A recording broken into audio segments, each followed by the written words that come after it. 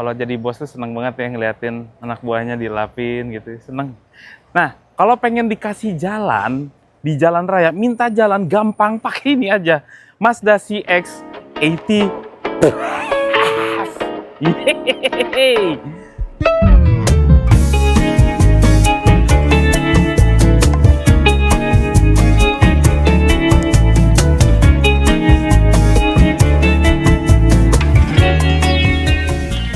Halo YouTube, selamat datang di channel Motomobi. Wah, Mazda CX-80 CX-80 merupakan suatu SUV yang berbeda. Bahkan di keluarga SUV-nya Mazda sendiri, bentuknya seakan keluar dari bentuk-bentuk Mazda CX yang terlihat sporty.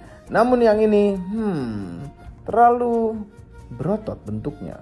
Mazda penuh dengan filosofinya, mulai dari Jin Baitai, Kodo Design, Hacho, Kaicho. Masih banyak sekali filosofinya. Anda bisa googling sendiri itu artinya apa. Karena bila dijelaskan di sini bisa habis durasi videonya ngurusin filosofi.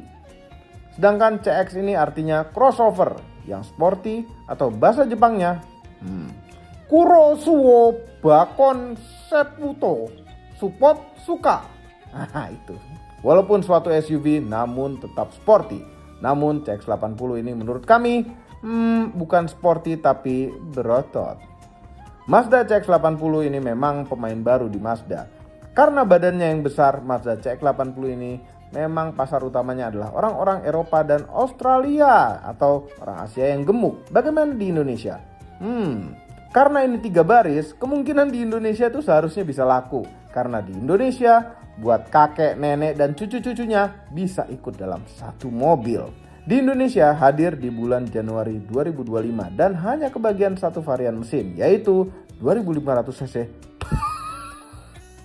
F plug-in hybrid electric vehicle.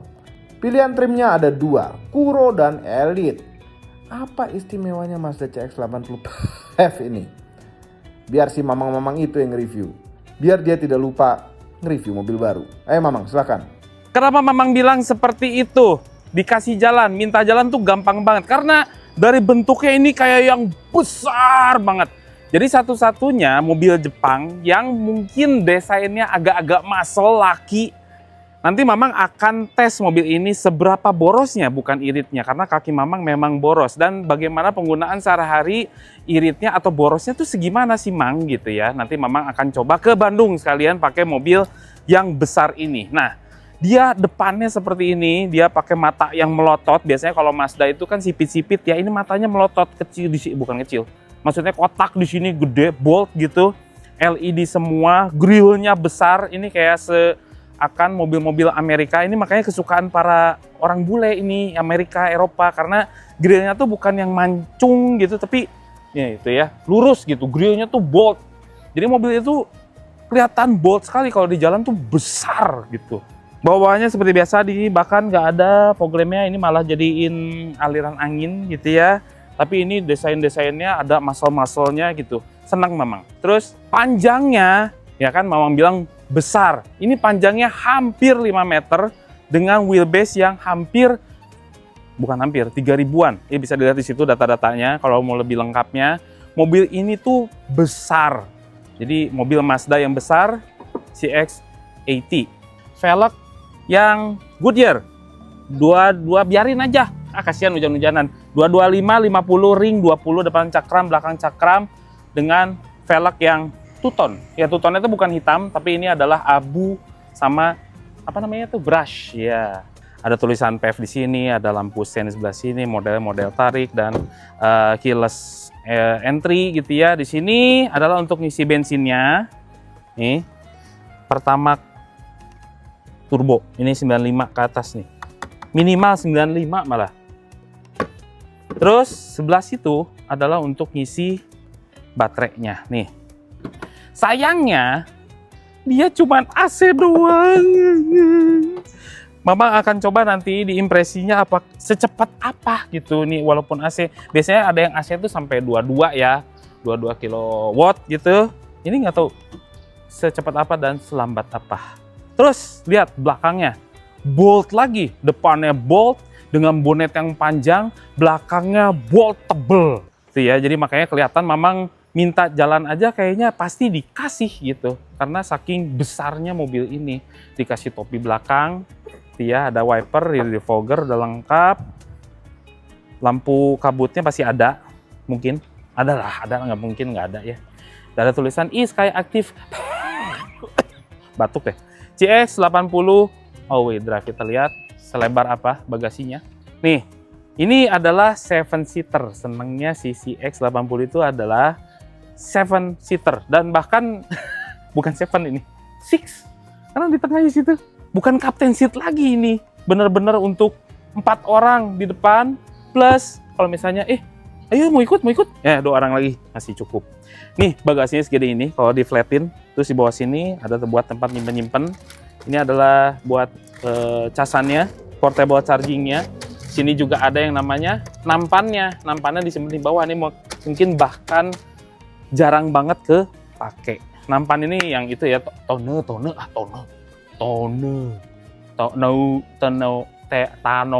gitu tulisannya. Ya enggak?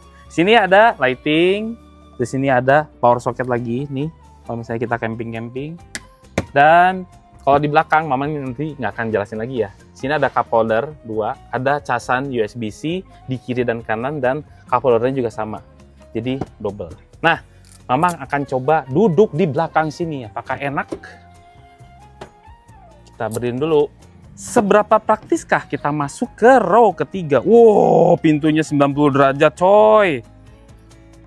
Enak kan gitu. Terus mau ke belakang enaknya gimana? Wah gini. Sah. Ini maju. Gampang ternyata. Itu posisi ideal kalau duduk di belakang ya. Mamang udah setting. Sempit sih kelihatannya. Coba dulu.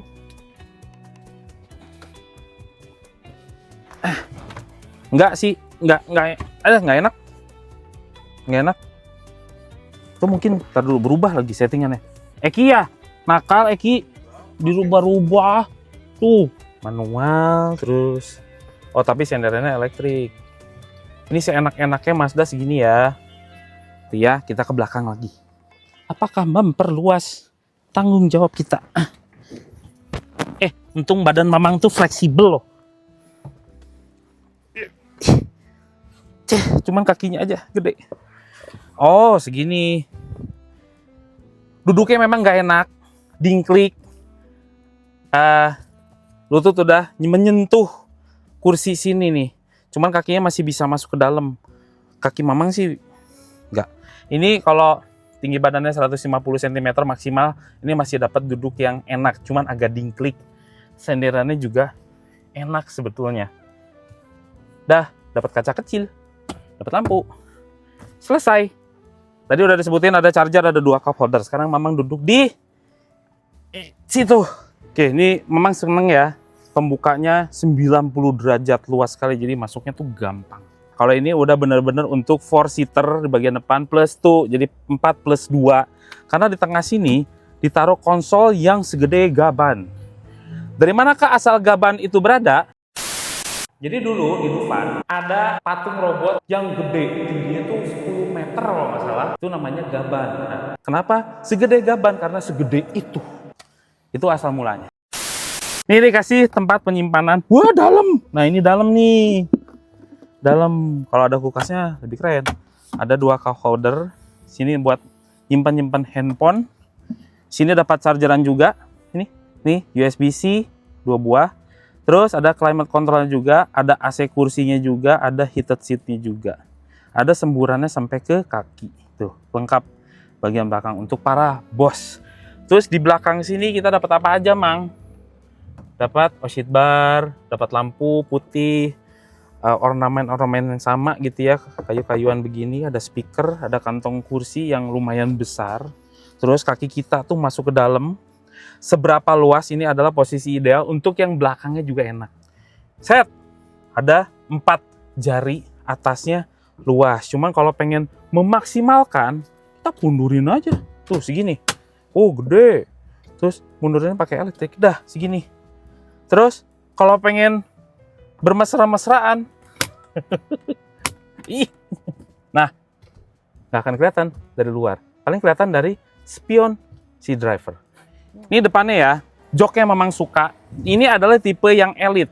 Yang Elite itu bukan Kuro ya. Kalau Kuro tuh kan ada beda. Kalau spionnya warna hitam. Kalau Elite tuh begini warnanya terang. Warna putih dapatnya, kulit tetap. Ada AC-nya, ada heatsink-nya juga. Jadi udah lengkap. 8 way kalau nggak salah. 1, 2, 3, 4, 5, 6, 7, 8. Ada lumbar supportnya juga. Udah lengkap. Nah, kalau yang warna Elite kayak gini, kalau yang kita Elite ini itu dapat kain-kainan kayak gini. Yang Kuronya juga sama, cuma warnanya berbeda kalau nggak salah ya. Terus tapi ya memang mirip-mirip lah seperti ini desain-desainnya. Mazda itu senengnya dia dikekiriin, dikekananin. Jadi kita maksimal ke kanan, maksimal ke kiri. Jadi makanya center clusternya jadi besar seperti ini. Besar ini ada apa aja, Mang? Iya, dangkal ya. Segini. Nih, tapi di sini ada disediain USB-C 2 biji gitu. Ini dangkal kenapa, Mang? Karena di sini ada saluran AC yang besar tuh buat ke belakang. Nah, di sini ada displaynya juga, ada head unit. Sini udah Android Auto, Apple CarPlay, udah wireless juga. Jadi kelihatan kan petanya. Nggak boleh. Kita lihat mode-modenya. Ini Mazda itu nggak bisa dipencet-pencet nih sekarang. Dulu masih bisa dipencet kalau kondisi mobilnya berhenti kayak gini. Sekarang udah nggak bisa. Harus pakai beginian. Puter-puteran. Ini kayak apa coba? Diam tentu iya. Ini modenya kalau nggak disambungin ke Apple CarPlay itu ada information. Information itu apa aja sih, Mang? Ada drive efficiency monitor. Di sini bisa kelihatan ya. Tuh. Regen-nya kayak gimana. Terus menu. Terus bisa dirubah-rubah gitu, current drive atau gitu. Berbagai macam menu di sini, average, kayak settingan gitu ya. Kayak ini info-infonya aja ini kelihatan. Nih, terus high voltage battery monitor. Battery charge levelnya tinggal 5%, total range-nya dengan bensin ya 620 km. EV range-nya cuma 4 km. Ini sebetulnya jarak tempuhnya sampai 60 km klaimnya. Gitu, nanti Mamang coba sekalian. Ini harus sudah diservis nih, tuh udah approaching gitu, engine level dan segala macamnya. Jadi lengkap. Terus ada apa aja, Mang? Di sini ada entertainment tuh FM, AM, Bluetooth, USB, Apple CarPlay. Terus di sini ada communication, ini teleponi aja ini mah. Dah. Terus, back dong. Nah, navigation. Ini pasti kelihatan lagi nih. Oh enggak. Ini kompas dan ini ya. Kalau mapnya nanti dari Apple CarPlay. Terus juga ada setting. Nah, settingnya EV setting mau kayak gimana? Charging schedule, climate control timer, itu kan, charge limit for AC charging. Ini bisa di limit nih kalau misalnya pengen sampai 80% aja deh. Ini menjaga keawetan baterai aja sih sebetulnya. Kalau kita mah biasa 100. Charge connecting lock. Jadi ini bisa di lock si itunya gagangnya, regenerative braking levelnya high. Nah, ini ada catatan. Kondisi high-nya ini enak, walaupun dia regennya kuat, cuman dia pinter. Ketika kita slow speed, itu charging level, regeneratifnya menjadi sangat halus gitu. Tapi kalau kita lagi kenceng, deselerasinya, regennya semakin kuat. Ini senangnya di Mazda, bagus regeneratifnya. Terus EV priority mode, bisa aja. Cuman segitu-segitunya. Nanti Mamang coba ya. Terus in-vehicle display, nah ini pengen kayak gimana? Active driving display, ini berarti HUD. Ini ada HUD-nya, ada height-nya, ada brightness-nya segala macem. Terus center display-nya mau kayak gimana? Display off, day night, atau automatic aja memang taruhnya. Terus ambient display, itu pengen jam atau kayak gimana gitu ya. Ini kalau di handphone apa namanya? Di handphone tuh? Namanya kalau di handphone teh always on mode. Nah, kayak gitulah. Gitu. Terus ada apa lagi? Instrumen cluster. Increase text size, bisa digedein nih kalau misalnya mata kita udah lamur gitu. Bisa di bold ininya, atau misalnya biasa aja, kita masih muda lah ya. Tapi kalau Mamang udah lamur gitu. Jadi di boldin aja. Gitu. Eye active sense display atau enggak gitu. Atau pengen kayak gini aja gitu. Terus ada sound setting. Soundnya ini pakai Bose 12 speaker. Bose-nya bukan yang main-main, ini Bose-nya yang kelas atasnya. Nah, supaya Anda tahu juga, biasanya ada Bose, ada apa namanya lagi? Harman Kardon. Itu di tiap mobil tuh ada kayak kelas-kelasnya. Itu ada kelas 1, kelas 2. Cuman yang Mamang dengar walaupun 12 speaker, Bose-nya ini bagus sekali. Ada center speaker di tengah sini. Gitu. Udah balance banget suaranya. Keren.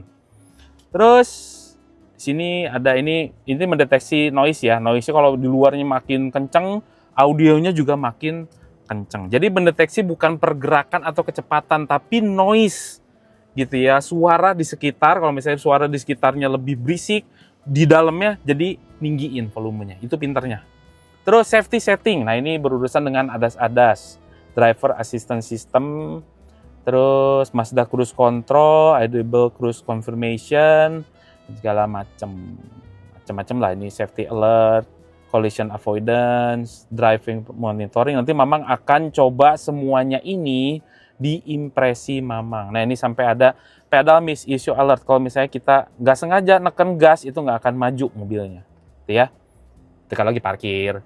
Vehicle setting, pedal shift, momentary shift, atau 1, 2, 3, 4, 5, nah gitu ya, permanen shift control. Ini permanen terus nih. Kalau ini, momentari itu, kalau misalnya kita nggak kepake pedal shift-nya, lama-lama dia berubah menjadi otomatis. Kalau permanen itu, harus pakai pedal shift.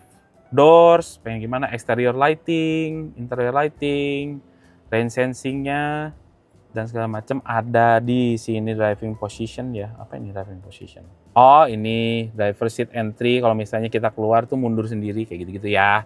Ada di sini. Terus juga ada connectivity, ini Bluetooth dan segala macam. Driver personalization, misalnya tinggi badan Mamang, nanti ini disetting dulu ya. Ini siapa yang masuk nih? Dia ngedeteksi kameranya. Siapa yang masuk? Misalnya Mamang nih. Mamang nanti hello Mang gitu. Nanti si kursi drivernya itu menyesuaikan mundurnya segimana, ininya segimana gitu. Oke ya. Terus ada lagi sistem setting. Nah, ini tentang setting-settingan sama update-updatean. Jadi kayak gini juga mesti ada update gitu dari bengkel. Makanya harus di bengkel resmi. Iya, karena ada updatean software. Dah, di speedometer sini kamera. Nah, speedometer kayak gini aja, simple. Di sini kan ngeliatin mobilnya, di sini ada mobil apa aja di sini, kiri kanan gitu. Modenya mode EV, indikator transmisi. Sekarang mah kalau hybrid begini ya, nggak ada RPM lagi, ada charge atau power. Terus sebelah sini, ini adalah gauge, fuel gauge, gini, segini nih. Terus sama ini range kilometer baterainya, ini range keduanya combine. Ini keiritan baterainya, ini keiritan bensinnya, gitu. Nah, di sini adalah mode-mode si ADAS-ADASnya apakah berfungsi atau enggak nih. Kalau hilang mode ADASnya, ini kalau ditekan ini nih, tekan ini, tuh kayak gitu tuh. Nah, tapi kalau ditekan trot, tuh berubah gitu ya. Deh, sini ada tombol-tombol apa lagi Mang? Sebelah kanan adalah untuk urusan ADAS, sampai ke lane keeping assist-nya. Sebelah kiri adalah untuk urusan audio dan MID.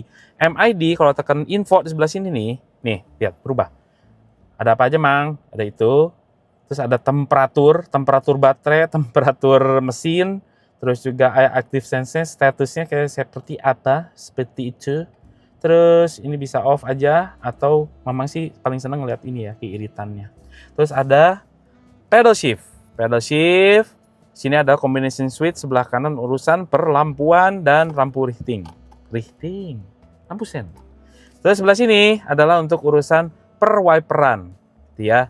Jadi gampang. Terus ada teleskopik, udah elektrik, tilt steering, udah lengkap. Apalagi tombol-tombolnya, di sini ada tombol lagi nih, ada Mi Drive. Jadi Mi Drive ini adalah untuk driving mode.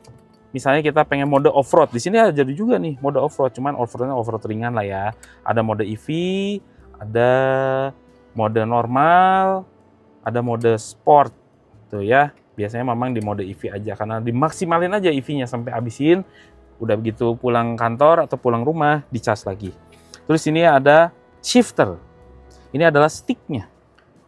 Ya, memang model luarnya muscle, tapi dalamnya lembut-lembut aja. Modelnya seperti ini. Dan ini modelnya bukan ke belakang gitu ya, kita geserin gitu. Kayak BMW lagi. Tapi kalau kita misalkan ini nggak otomatis Ki. Mestinya kepeknya truk, nggak bisa tuh kan. Dah, tuh. Terus ada tombol hill design control, ada kamera 360 tuh. Nah, tuh kamera 360. Terus juga ada rem tangan jari, ada auto hold, dan ini tombol apa namanya, si monitoring, apa tombol apa sih namanya kalau BMW? Nah, iDrive-nya gitu. Tapi kalau Mazda apa ya, lupa. Ya pokoknya sistemnya seperti itu. Misalnya kita pengen ke home, terus ini ada pengaturan sound-nya, ini navigation, ini tombol back, ini adalah tombol puter-puteran volume, dan ini tombol shortcut. Itu aja.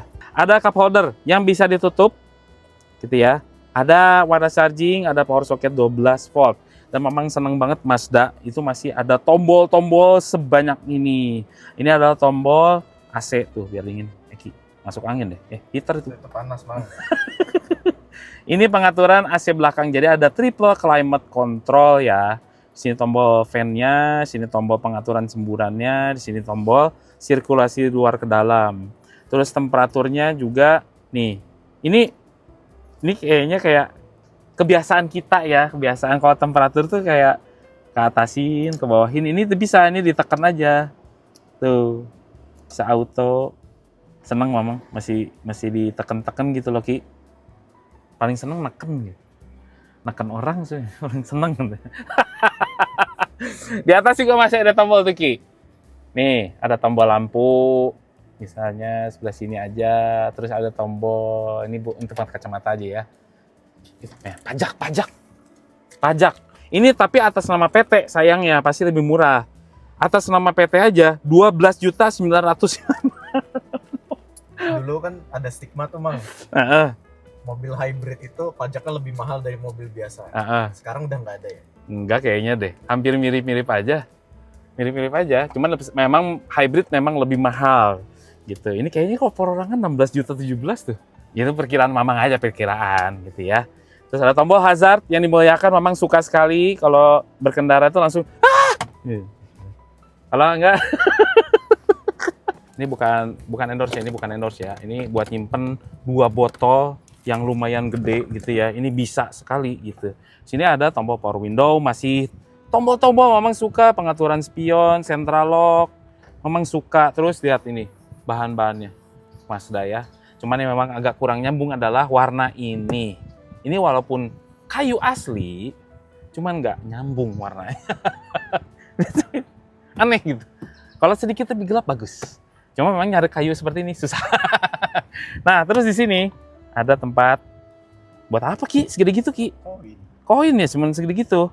Gede gitu ya. Terus ada tombol-tombol lagi, ternyata di sini adalah tombol memory seat, buka bensin gitu ya, TCS off, terus juga parkingnya bisa dimatiin, suara sensornya bisa dimatiin. Terus ini tadi udah kasih tahu tengah, sini juga ada soft opening gitu. Dah, cuman segitu penyimpanannya. Di atas ini ada lampunya juga dan ada ini bukan panoramic roof ya. Ini adalah ini harus sampai selesai. Nah, ini adalah sunroof. Yang benar-benar sunroof ke atas dia. Tuh, tapi panas, memang tutup aja. Walaupun gede, sayangnya nggak berguna untuk pejabat. Karena dia kurang gede, pejabatnya nggak bisa keluar. Kecuali pejabat yang kurus-kurus. Kalau pejabatnya segede memang nggak bisa. Kita lihat mesinnya ya. Mesin per hybridan. 2 kali gitu? Oh enggak. Nih. Wah, untung pakai pegas. Mamang tadinya mau ngebully, masa mobil 1,2 M nggak ada pegasnya. Ini adalah mesinnya. Nah, ini tipe mesinnya adalah eSkyActiv PHEV yang barulah di Mazda gitu. Nah, ini mesinnya adalah 2500 cc plus motor elektrik. Jadi kalau combine itu adalah 327 horsepower dengan torsi 500 Nm yang dibagi ke 4 roda atau all-wheel drive. Nah, ini spesifikasi mesinnya juga ada. Gitu kayak misalnya ICE-nya berapa, motor elektriknya berapa, horsepower, bisa dilihat di layar kaca Anda. Editor, keluarin. Mamang itu editor. Mesin ini nanti Mamang cobain di impresinya, apakah boros, apakah iri. Cuman Mamang akan uji boros. Karena kaki Mamang boros, memang. Nggak bisa diirit-irit, nggak bisa. Mau irit apapun, boros tetap.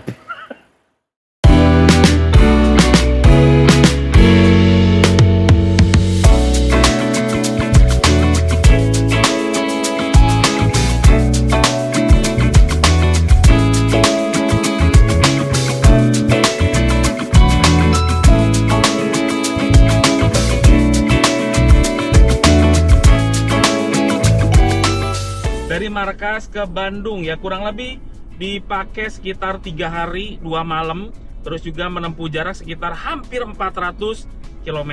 Dan Mamang ini pakai baju spesial dari Mazda karena Mamang waktu ke Jepang itu dikasih sama Mazda. Jadi ngepas saya gitu. Gimana Mang rasanya si X80 ini? Nih ya, kalau yang baru masuk ke dalam mobilnya, mobil ini terasa gede sekali. Jadi Mamang aja ini ke kiri, tangan kiri itu nggak bisa jauh sekali dari kaca paling kiri. Ya memang efeknya juga, memang kelegaan kabinnya oke banget. Ya, terus konsol tengah ini terasa lebar. Jadi benar-benar, ya emang mobilnya tuh gede. Jadi mobilnya di luarnya gede, terasa di dalamnya juga besar. Nah, tapi ada tapinya, nanti Mamang akan ceritain di impresi yang lainnya, makanya tonton sampai habis. Terus nyetirnya gimana Mang? Ini memang ada sedikit kaku-kakunya ya kalau nyetir ya. Tapi tetap ada senengnya, ada fun to drive-nya juga. Jadi suspensinya sedikit lebih baik, sedikit lebih empuk, dan acung-acungan tidak terjadi. Acung-acungan gimana ya? Suspensi belakangnya tuh ngacung cung saking kerasnya. Nah, di sini juga masih ada sedikit efek anclungannya. Terus mobil ini hobinya adalah kecepatan tinggi, iya. Karena mobil ini suspensinya agak keras, jadi dia kalau kecepatan tinggi di tol, maaf ya kalau misalnya ini ngetes gitu 140, 150, mobil ini nggak ada limbungnya sama sekali. Cuman memang efeknya kalau kecepatan rendah ya jadi kayak gitu, keras. Cuman kalau kecepatan tinggi, jadi SUV segede gini itu bisa menjadi berubah auranya, kita jadi nyetir mobil sport ya. Saking enaknya di kecepatan tinggi.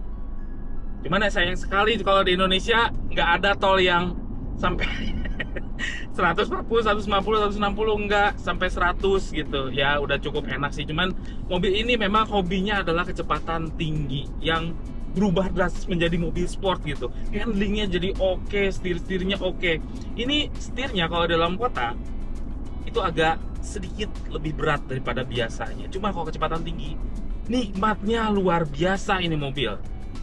Ini sayangnya ya kalau di merek lain, merek sebelah gitu ya, mobil ini tuh mobil yang lain tuh udah kayak dipakein harshness kayak gitu-gitu ya, kelembutan dan segala macam itu udah diperhitungkan. Kalau ini sayangnya, kalau jalan tolnya nggak rata atau misalnya ada bolong-bolong, getaran bodinya tuh kerasa sekali. Sampai ke setir-setir juga kerasa. Sayangnya di situ, dia nggak smooth, ridingnya smooth. Cuman kalau ada jalan jelek aja, mobil ini tuh jadi kayak getarannya buak gitu. Kasihan jadinya gitu. Ya jadi mobil ini kalau misalnya dipakai di jalan yang halus, red carpet gitu ya, yang nggak ada celah, mobil ini tuh enak sekali. Cuma kalau udah dikasih jalan-jalan berlubang, enggak deh. Cuman ya tetap aja kalau di row kedua kita bawa bos-bos gitu ya, mobil ini tuh masih nyaman walaupun begitu. Ya jadi Mamang bilang gitu ya, mobil ini tuh memang kalau pertama kali pindah misalkan dari Toyota, dari Honda ke sini, itu kayak kok gini sih mobilnya, kok gitu sih mobilnya. Cuman kalau Mamang pakai lama, itu mobilnya menjadi enak sekali. Jadi filosofi Mazda yang driver sama mobilnya tuh connect, emang iya. Cuman kenalannya lama, iya. Kalau orang tuh kenalan dulu, gitu dulu. Tapi begitu kenal sama mobil ini, menjadi akrab luar biasa. Susah kayaknya untuk mencari mobil yang begini lagi. Jadi akrab sama drivernya. Remnya juga enak, pakem, bisa dipredik. Dan setirnya tuh kayak memang bener menerjemahkan otak Mamang gitu. Mau ke kiri, mau ke kanan, kecepatan tinggi, pengen beloknya segitu. Ini mobil nurut. Terus duduknya tuh enak, ergonomis, bisa semau kita karena pengaturan itu banyak sekali. Udah dikasih AC, dikasih heater juga kursinya, jadi nggak ada celah lah untuk masalah duduknya. Memang kalau Mazda itu dari dulu ya, itu kayak drivernya dulu deh, supaya enak dulu duduknya ya. Memang terjadi di CX-80 ini, duduknya nggak ada celah, visibilitasnya luas, cuman ada catatan sedikit, yaitu di pilar A. Pilar A-nya begitu agak besar ya. Cuman memang ini tipikal mobil-mobil orang Amerika, orang Eropa, dan kecepatan tinggi. Jadi kayak pilar A itu jadi kayak gede gitu. Ada catatan lagi gitu ya. Ini peredaban kabinnya bagus. Jadi kalau dibuka itu berisik sekali. Dan ini bukan double glass, bukan. Cuman peredabannya udah bagus. Sayangnya bannya memang agak berisik, nggak tahu kenapa. Jadi agak masuk ke dalam suaranya. Padahal suara mesinnya benar-benar nggak kedengeran. Traffic noise itu nggak kedengeran. Terus ada lagi di CX-80 ini mobil tenaganya gede, 300 something dan torsinya 500 Nm yang memang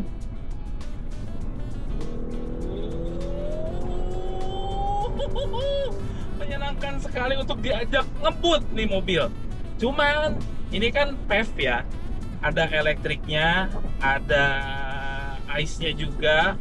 Sayangnya memang kalau untuk elektrifikasi nih, bicara elektrifikasi, Toyota memang luar biasa. Perpindahan dari motor elektrik ke bensinnya atau ke ICE-nya itu nggak kerasa sama sekali. Ini sayangnya kerasa. Bahkan kalau di kecepatan rendah itu terasa endut-endutan. Itu sayangnya di Mazda CX-80. Nyamannya jadi berkurang. Cuman kalau gini, ini punya trik, makanya Mamang bilang kenalan dengan mobil CX-80 ini memang agak lama. Karena apa? Dia ada endut-endutannya. Sebetulnya itu bisa teratasi karena kita perlu kenalan sama mobil ini. Sebetulnya untuk menggelindingkan mobil CX-80 ini nggak ada effort sama sekali. Kita gas kecil-kecil aja atau mobil ini tuh udah ngegelindingnya enak. Jadi gejala endut-endutannya tuh minim. Ya, itu Mamang bilang kenalannya lama ini mobil. Masalah irit atau borosnya, ini Mamang akan ceritakan setelah Mamang isi bensin mobil ini ya. Mamang udah ngisi bensin dan udah diisi full tank. Jadi ini adalah pengujian full to full bagaimana borosnya CX-80 ini gitu dengan PHEV-nya. Nah, Mamang itu berangkat dari Depok mau ke Bandung, udah dinolkan dulu tripnya, bensin full, baterai juga full. Terus kalau misalnya baterai sama bensinnya bisa 650 kilometeran lah. Ya memang bukan yang terbaik untuk sistem PHEV-nya Mazda atau hybridnya Mazda, ya bukan yang efisien gitu. Terus seberapa boroskah? Jadi ini resume. Jadi Mamang dari Depok ke Bandung, di Bandung juga ada 3 hari 2 malam di sana, ngajak anak-anak keliling kota, terus macet-macetan, dan kadang-kadang anak-anak itu pengen ngadem di dalam mobil ketika parkir. AC nyala, baterai nyala, bahkan baterainya sampai di push sampai nggak ada, sampai strip gitu ya, nggak ketahuan berapa range-nya. Terus juga Mamang mengalami apa ya, ngisi baterainya ini memang agak lama. Dia cuma bisa nelen 7 kW aja. Sayang sekali, AC lagi. Jadi Mamang pernah ke rest area ketika dari Depok ke Bandung pengen ngisi. Mamang kira itu paling setengah jam gitu ya. Ternyata 2 jam ngisi baterainya sampai full. Dan itu pun sampai 60 km saja. Jadi Mamang sampai saat itu nggak pernah ngisi-ngisi lagi SPKLU karena kesel. Lama sekali ngisinya, sayangnya di situ. Jadi mobil ini adalah mobil PHEV yang bisa di-charge memang, cuman enaknya kalau misalnya Anda yang kerja kantoran, misalnya pergi pagi pulang malam terus di-charge semalaman, itu bakal penuh lagi, itu bakal efisien. Cuman kalau keluar kota mungkin jarang sekali kita akan ngecas karena memang aja orang yang ngecas, kecuali kalau misalnya di rest area itu kita istirahatnya sampai 2 jam baru mobil ini bisa efisien. Terus ini sistem hybridnya Mamang bilang tadi kan perpindahan antara motor elektrik ke motor bensinnya gabungan kayak gitu, ini kerasa sekali jedanya. Jadi itu ada hentakannya, itu yang bikin agak kurang halus jadinya. Terus di waktu baterainya dia 10 km lagi range-nya, ini udah mulai sibuk hybridnya nih, antara perpindahan ke baterainya mesin, baterai mesin. Jadi ketika deselerasi aja dia langsung berubah modenya menjadi EV. Sangat sibuk sekali, terutama ketika range baterainya hanya 10 km lagi kayak gitu tuh. Mobil ini pakai 8 percepatan, jadi untuk transmisinya efisien ya jadinya ya. Jadi menjaga di RPM bawah terus, walaupun memang tidak tertampil. Memang ngedenger suara sayup-sayup mesin itu dia pindahnya tuh di RPM bawah, tapi ketika kita lagi pengen cepet-cepet memang di atas cot, enak sekali suaranya. Dan berapa sih Mang keborosannya? Itu Mamang pakainya reguler aja, jadi kakinya juga tidak diset otomatis. Ya, jadi kalau misalnya pengujian irit itu kan memang jalan terus gitu ya mobilnya, kecepatan rata-rata. Enggak, ini kecepatan rata-rata itu bahkan rendah sekali. Terus udah gitu parkir, macet-macetan di jalan tol. Bener-bener ini adalah kondisi real kalau misalkan Anda itu berkendara sehari-hari di Indonesia itu seperti ini. Jadi berapa keborosannya? Seboros-borosnya si X80 PHEV ini, boros ya Mamang bilang ya, 12,7 km per liter. Itu seboros-borosnya. Anda mungkin bisa lebih irit lagi. Kaki Mamang memang boros. Jadi seboros-borosnya aja 12,7. Untuk nilai segitu, sebuah PHEV masih ada yang lebih baik lagi. Masih ada yang lebih irit lagi daripada ini. Cuman yang kita dapat di sini adalah lebihnya. Mazda CX-80 itu bukan soal keefisienannya, cuman soal kecepatannya oke, tenaganya oke. Apalagi yang paling ditonjolkan di CX-80 ini menurut Mamang adalah tampilannya. Begitu di dalam kita udah disuguhkan interior yang sangat mewah, terus fitur-fiturnya banyak, panoramic sunroof, heated seat, AC, kursi, udah gitu tampilannya tuh bold. Orang-orang pada minggir. Mamang minta jalan itu gampang sekali pakai CX-80. Mungkin kelihatannya bold, gede, jadi orang-orang mending ngalah deh sok aja yang duluan, yang besar gitu ya. Ugal-ugalan bahkan gitu ya, kalau misalnya Mamang agak ugal sedikit memang. Mobil ini tuh cocok sekali. Dari jauh pun udah kelihatan, oh itu mobil Mamang. Mazda yang bold, gede, depannya menantang. Ya mungkin untuk orang-orang seperti itu yang pakai CX-80. Bos yang pengen sporty, pengen nyetir sendiri juga, seneng gitu ya. Tapi disepirin juga asik. Walaupun Overall mengenai Mazda CX-80 F merupakan SUV yang cocok untuk Anda yang suka bepergian dengan orang banyak. Karena sudah jarang ditemukan SUV 3 baris saat ini. Cocok untuk Anda yang ingin tampil berbeda karena desain Mazda CX-80 ini terlihat bold dan sudah kelihatan dari jauh.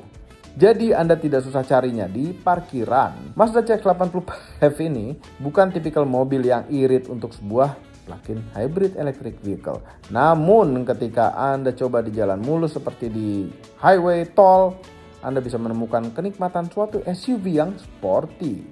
Sayangnya harga Mazda CX-80 PHEV ini lumayan mahal.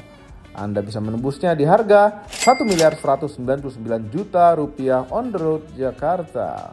Lumayan ya.